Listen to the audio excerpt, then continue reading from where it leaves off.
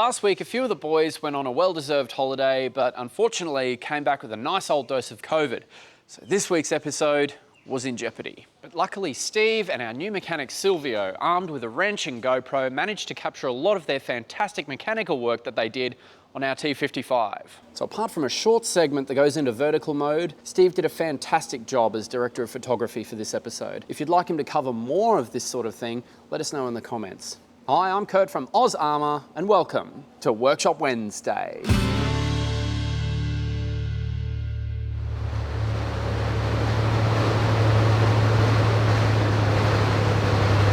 Our T-55 is a fan favourite at Armour Fest. But despite many years of good service and numerous repairs, she's come down with some pretty serious rattles and leaks. This is the oil leak that was getting onto the rear steering brakes. That's underneath the radiator cooling fan, and I'll be able to deal with that later. I don't think it's too dramatic, but if you have a look down there, see the liquids dripping out, that's radiator coolant. So I know with Soviet equipment you probably have a tolerance where you're allowed so many drips per minute, but this is sort of like a trickle. This is the rear access for the transmission assembly, so it doesn't give you any access to the engine, but allows you access to the radiator and also the transmission and the radiator fan and the engine oil cooler. Everything is so difficult to access. The radiator has fallen off its mounting, so I've got to try and fix that. To get anybody that sort of talked about Soviet simplicity, I think has never spanned one of these things. Here's a few more access panels that you typically use if you wanted to do quick checks or some adjustments on the tank. This gives access to the air filter. Then the next and last access panel here gives you access to the injector pump on the engine.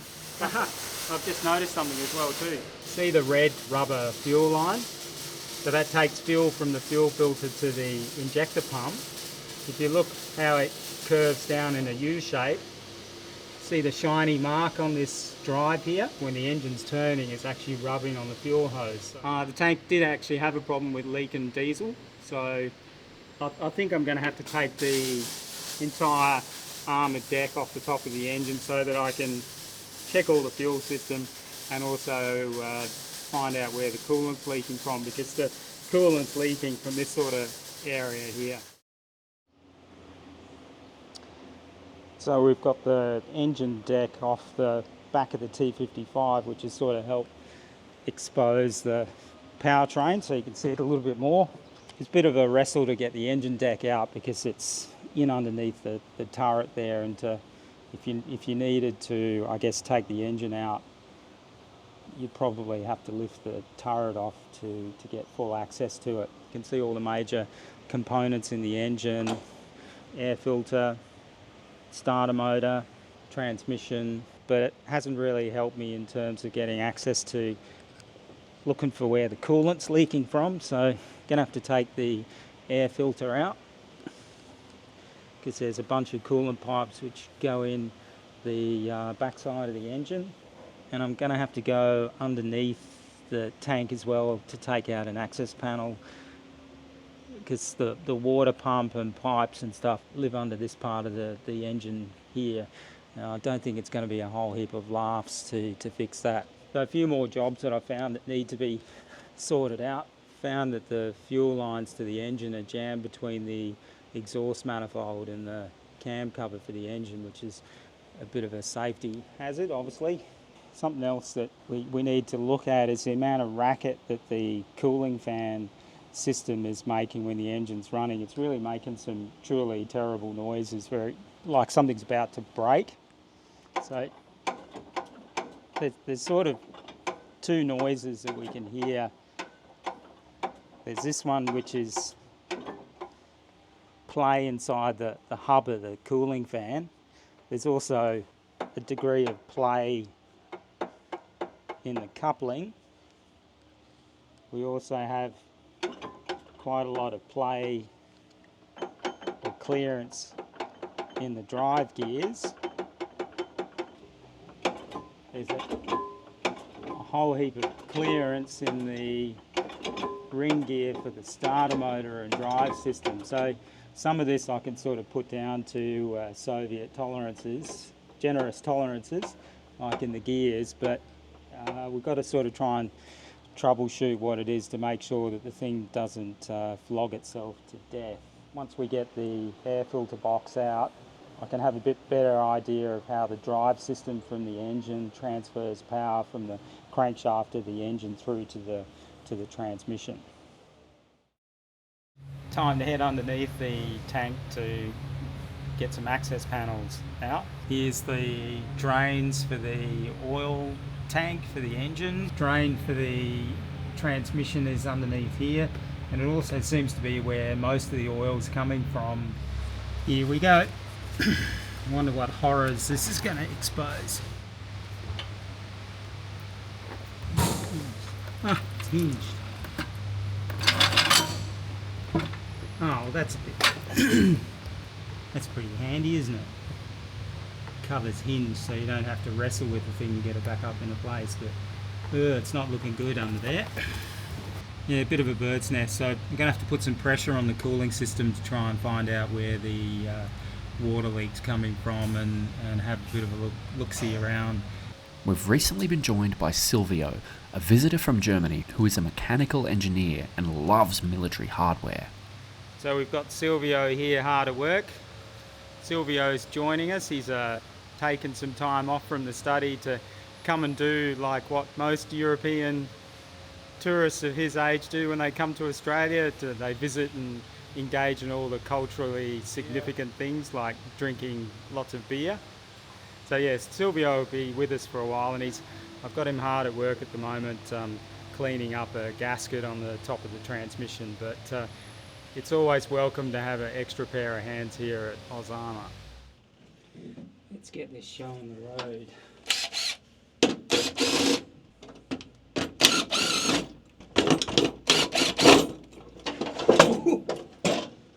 Everything all right in there? Yep, everything's fine. Like most things in a tank, it all weighs a ton. Let's see what we can see. Yeah, so here's the side of the engine. This is the combined alternator or generator. And you can see the pipe is just swinging in the breeze. We'll have to fix that.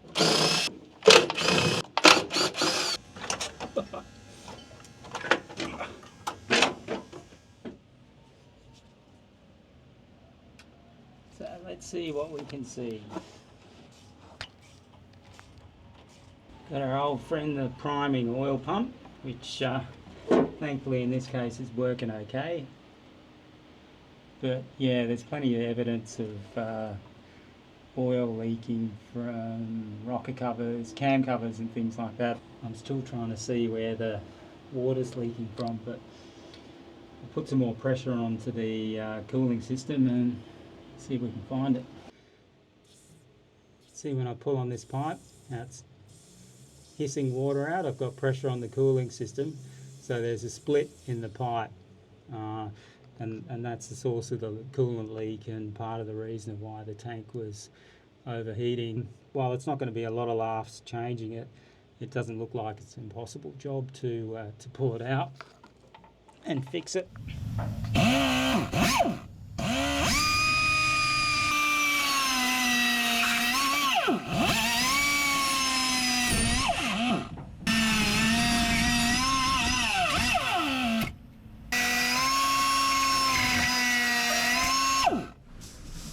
I had to use the air grinder to grind off the hose clamps because there was no way I could undo them. And yeah, that's the split at the bottom of the hose where the coolant was leaking from. Now the fun starts trying to get the replacement piece back on.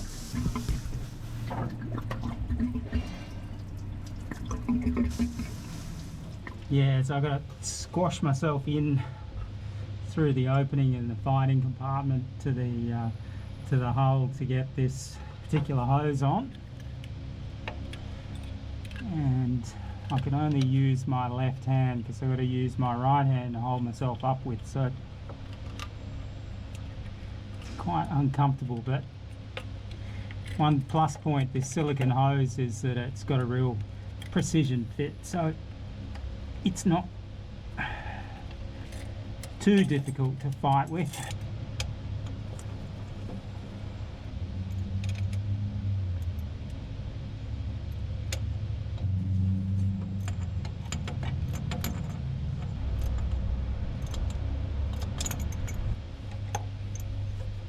There we go, done.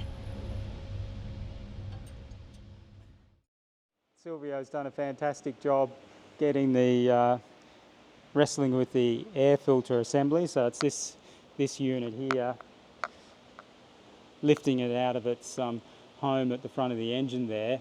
And for those of you that were dying to know what's inside a Soviet era air filter, you can see that the air filtration is achieved by these wire mesh pads. So one of our jobs will be to blow it out with air and then re-oil it so that it helps with keeping the air clean. Now that the air filter is out, it's given us a really interesting sort of access to show how the power is transmitted from the engine to the actual driving wheels. And you can see that from the end of the crankshaft there's a coupling which goes into a right angle drive, and then the power does another right angle turn going through another coupling into this assembly that's got a ring gear on it, and this is what the starter motor drives, so it turns the engine, and then that goes into the transmission and through the drive system that we saw earlier. Large amount of play in the system, you can sort of hear it. What this seems to be caused by is that everywhere we have these couplings, there's wear in the system. So this again is sort of contributing to the noise that we're hearing from the radiator fan. You can hear this noise that's going through the system. So this is part of the racket that we can hear when the engine's running and the radiator fan is working. Bit hard to see, but the exposed teeth here from the coupling, you can actually feel the wear on the edge of the teeth, and if you move the starter motor and the ring gear, you can see the amount of wear that's in the system. The boys have a lot of vehicles to get into before Oz Armour Fest this year, so fixing this issue, which will involve pulling out the engine and transmission, is not going to be a possibility until after the event. So now it's time to look at a few more mundane things like checking the oil filter to make sure that's clean.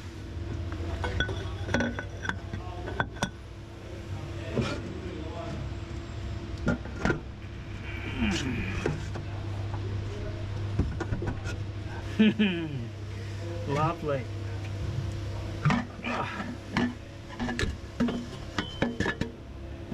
I don't know when the last time this was checked, so I guess it's worth the mess and the effort to get it out, because it's these little things that make a difference between the tank living a long and healthy life and, you know, breaking down.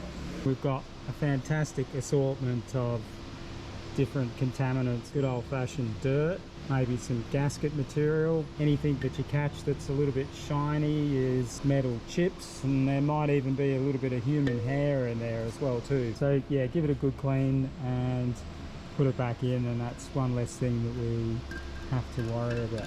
Some of the realities of doing a oil filter change on a T-55. One thing that's got me thinking though is that given where the oil is coming out and the fact that the oil filter housing wasn't really tight, I think that could have been the engine oil leak coming out of the tank. So fingers crossed that's crossed off another one out of our list. Trying not to get it all filthy dirty again in the process of putting it back in, because everything around it is absolutely filthy. Next one.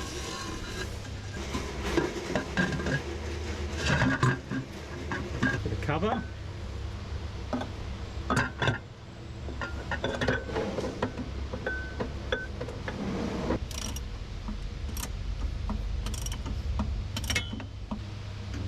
Reconnect the gear shifter, otherwise we might have a box full of neutrals when it comes to driving it.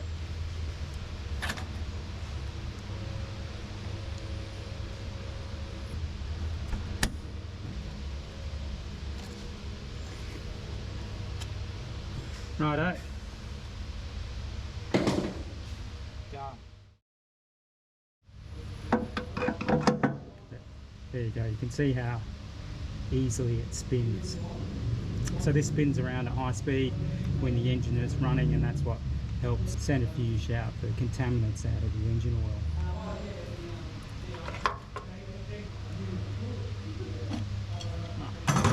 Going to have a go at replacing all of the rubber hoses. They're all showing signs of leakage and are very hard and perished. So, you know, if they were to start leaking now, it's not going to be long before they start doing it. And this sort of thing can damage the tank if the driver doesn't notice that the engine's overheating. Nice simple assembly.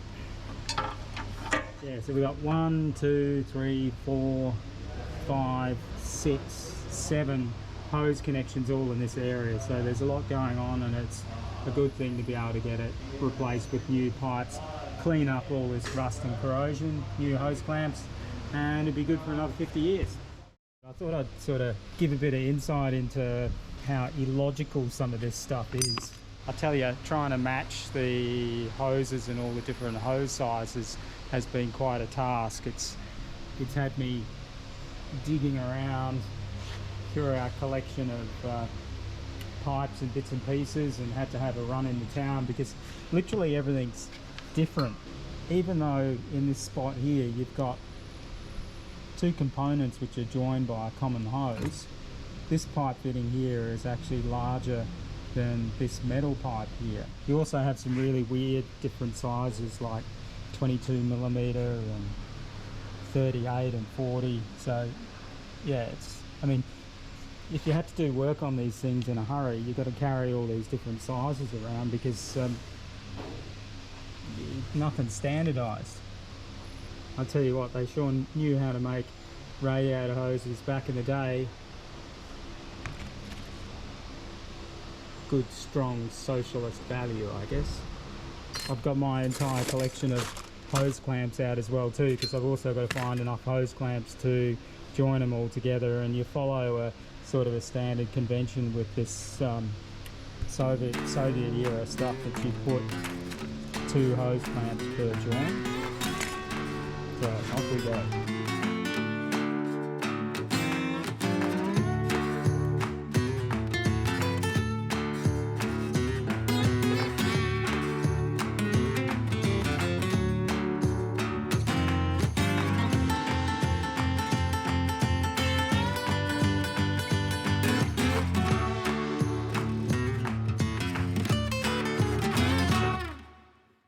28 hose clamps laid up, and a bit of sort of pushing and pulling and fiddling around.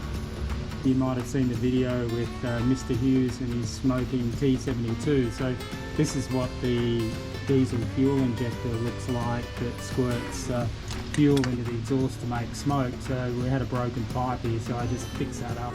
Now Steve has to fill the system with water, pressurise it and see if there are any more leaks.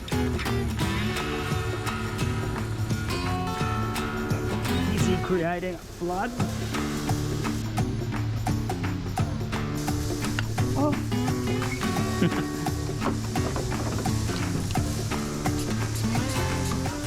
So about 8 psi pressure should be enough. It is a bit of an old timer after all, so I don't want to put it under too much pressure. Just checking each hose and fitting individually. So far so good.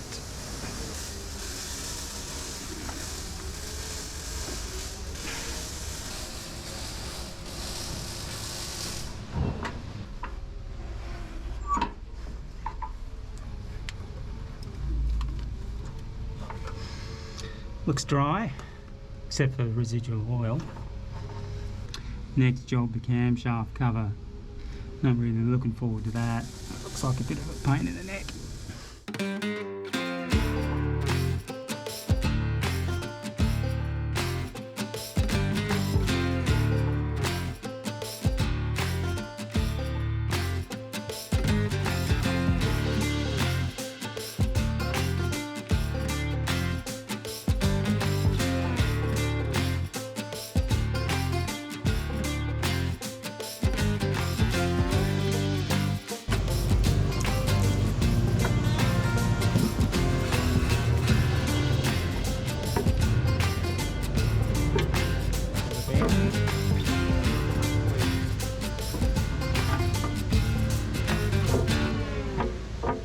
So after a massive amount of fiddle farting around with the cam cover and some help from Silvio, managed to get the thing off. We actually had to turn the engine so the lobes on the camshaft were in such a position to allow the cover to actually get out from underneath the turret.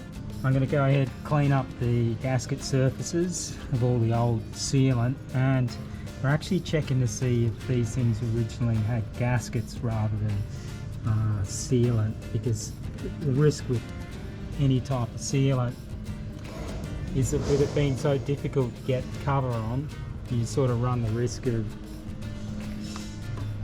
wiping the sealant off when you put it down the back. And I think this is the reason why it was leaking oil from this corner, that it's just lost sealant from there. But let's see what we can do. These are the individual pipes that actually screw into the fuel injector and come out the side of the cam cover. Before I put them in, I want to give them a clean up so that when we put them back together, there's less risk of fuel leak. Diluted engine oil with diesel, it's not a good thing. Silvio's been busy manufacturing a new gasket for this. I'm just going to get into the grubby job of putting a thin smear of sealant across the top of the gasket so it'll help it seal, especially at the back of the cover where it's quite critical to stop it from leaking.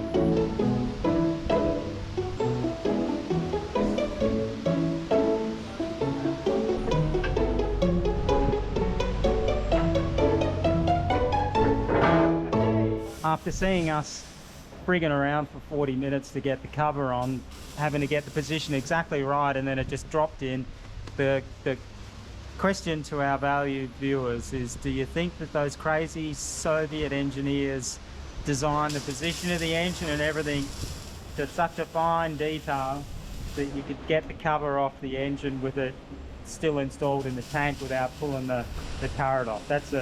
That's a big question, whether or not they were that precise. We've gone ahead and fixed the oil leak on the cam cover on this side. I've got the injector pipes back in. I've done a few mods to the fuel system to simplify that and to reduce the places where we can have leaks. I've still got to put some hard line in to replace this flexible hose, but that's a small job to do. Spent a bit of time putting lock wire on all the different bits and pieces, and we've got the two radiator hoses connected together so that we can run the engine without having to put the radiator in the back of the tank, because to put the radiator in the back of the tank you've got to have the engine cover on, which we don't want. Easing ourselves in to start the tank.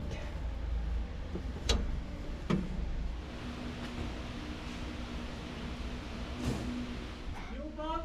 Yep. Are you switch it on? Yeah, it's on. Okay.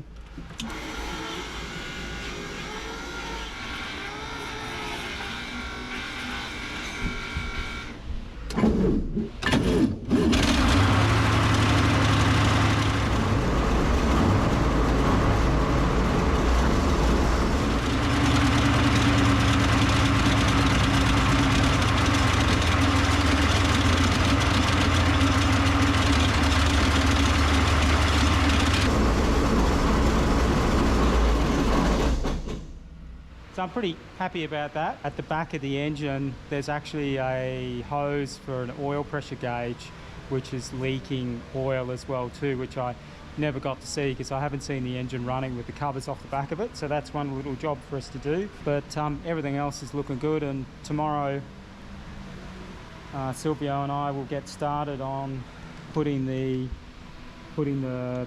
air cleaner back in, dropping in the radiator fans, and starting to put the rest of it together, but the engine is really noisy. Even without the radiator fan, it hasn't really improved the situation too much. And I think it's these couplings at the back of the engine that's making all the racket. So that's going to be a job for after Armour, I think, because who knows how much of the engine bay you've got to take out. But so far, so good. Deck's fitted, radiator back in, and we are leak free. Time to take it for a spin.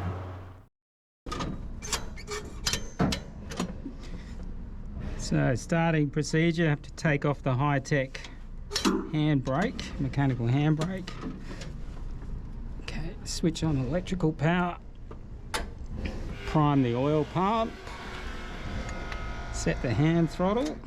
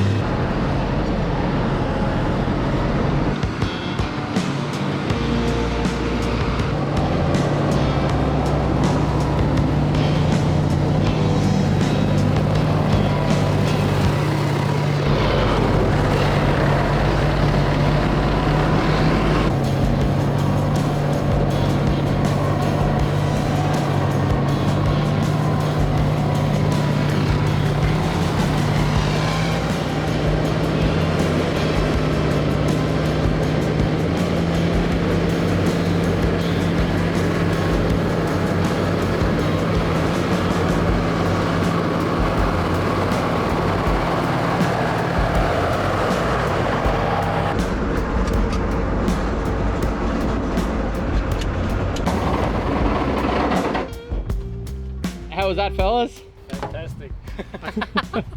Can't call yourself a proper tank mechanic until you've done your first Soviet. Got a great driving position to send Quasimodo to the chiropractors, I reckon. Physically, it's probably about a 7 or an 8 out of 10 in terms of driving it. The T-55 is the ultimate pain machine, but this one's a bit easier, but even still working the levers. Everything's working properly, it's performing properly, doesn't seem to be dropping any fluids. I think it's going to be good to go for Armour, but of course, what's waiting for us afterwards is a major rebuild to fix all the problems in the drivetrain that we sort of showed earlier on. That's all we have time for today. Join us next Wednesday for your weekly tank restoration fix. So until then, I'm Kurt from Armour, and I'll see you on the next one.